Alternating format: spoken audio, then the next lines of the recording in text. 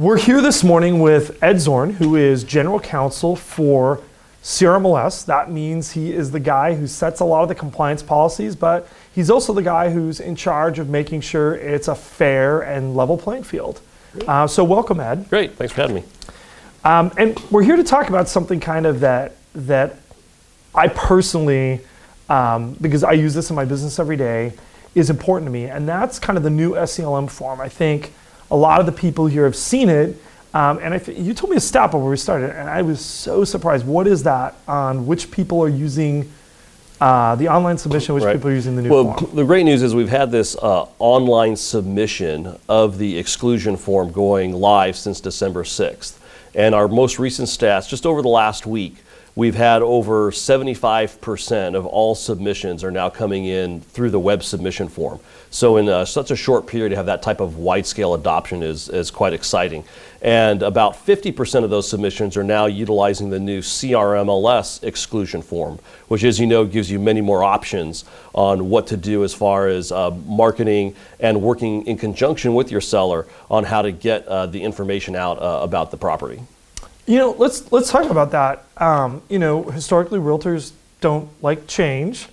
So we developed this new form, right? This is brand new. What was the genesis for this? What made us realize that this is something that we need to do? Sure. So we've always had a waiver and exclusion process within the MLS. We all know about the standard rule that you're required within 2 business days of taking a listing to either submit that listing into the multiple listing service directly or to file some type of waiver form.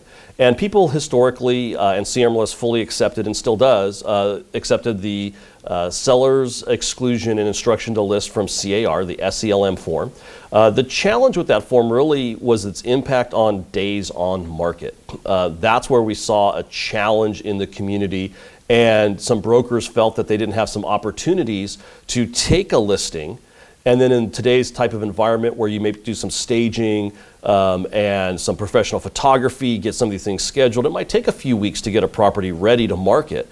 And what was happening is because of how days on market is tabulated within the MLS from a technology side, they felt that they were being punished with additional days on market showing up when they actually went in to put the property into the MLS directly. So actually, why don't you explain that for a second? How does days on market work if you use the traditional CAR form, the way it's always been?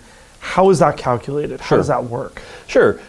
Days on market stands for that, days on market. We're looking at the time that the property was out there in the community, available to members of the public to be aware of it coming on the market for sale.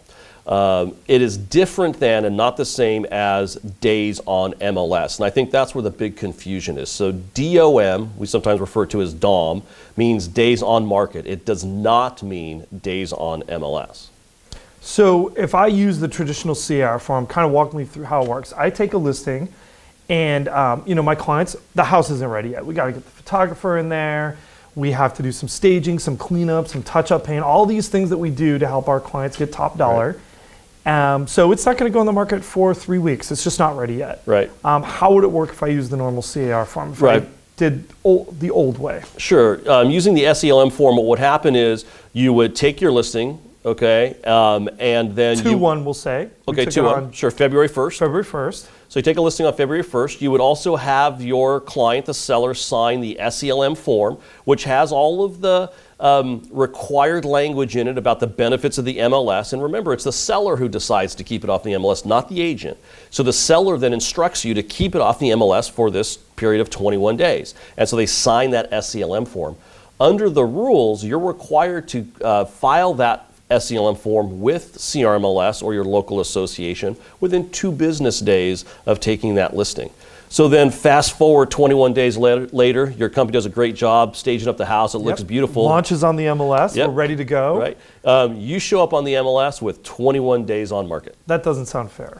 There was a challenge with that because the way the computer works is it tracks days on market. Day 1 is the day of listing contract. Got it. And so that was always day 1. So when you go to put the property into the MLS, what happens is you've got to put that February 1st date in as the date of the listing contract because that's what's accurate.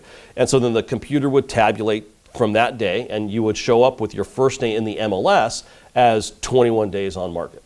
Okay, so and I've seen this sometimes. I go in the MLS and there's a property. Like I've never seen it before. I check every morning, and boom, there it is with 7 days on market. That's basically, you're telling me that's what happened. They used the CR form, or they filed their SELM, and it said that the contract date was 7 days ago. Correct, and keep in mind too, the RLA, right, the residential listing agreement, requires you to do marketing. Right? I mean, that's what you're signing up to do when you enter into a listing agreement. So from the MLS's perspective, and for being as truthful as possible, if you're out there doing marketing, putting a sign up, having open houses, doing Facebook posts, maybe throwing it onto some portals, even if you label it as coming soon, that's still generating interest in the public. And so from our perspective, that's still marketing of the property.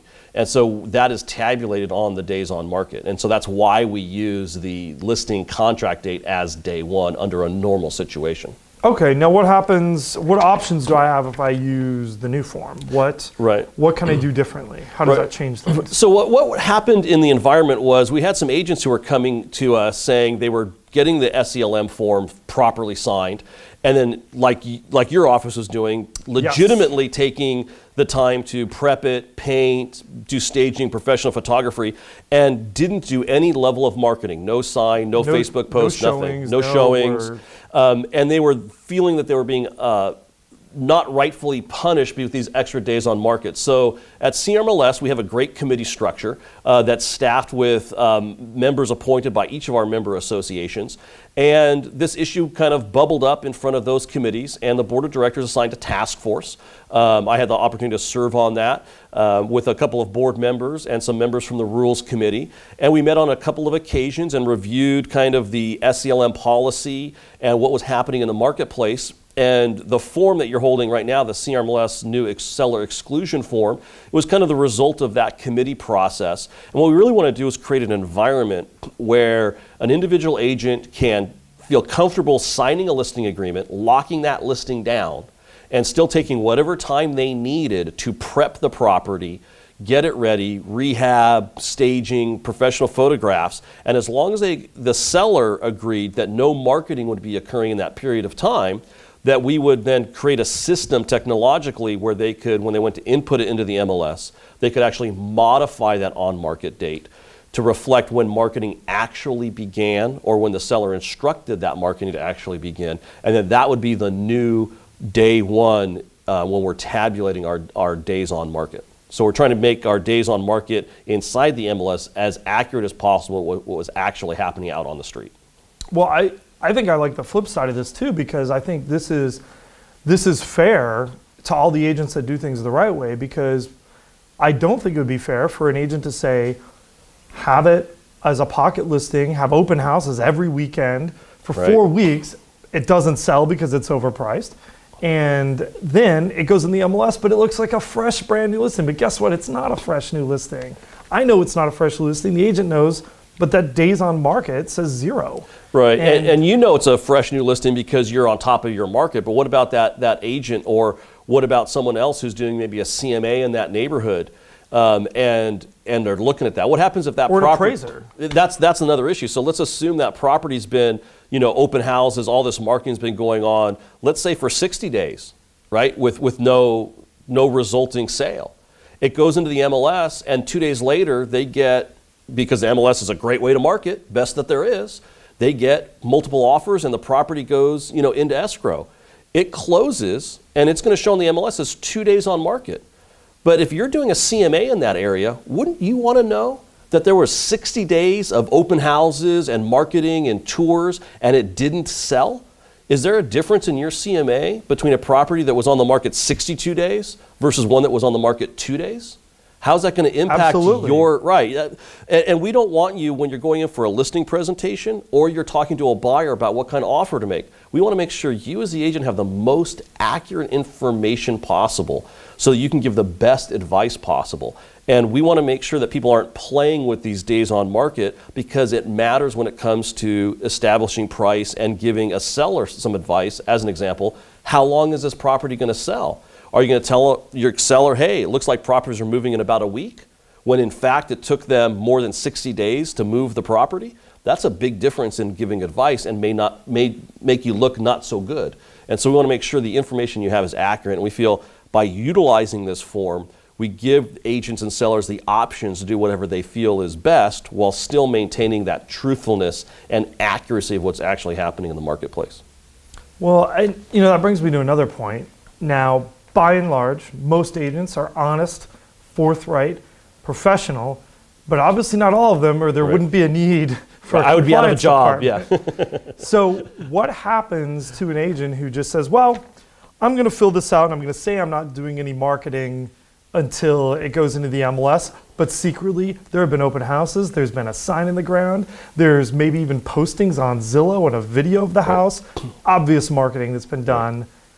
What if you're an agent and you see something like that happening, and then it shows up as 0 days on market? Right, like many things within the compliance arm of the MLS, we rely on the individual agents in the community to help us self-police.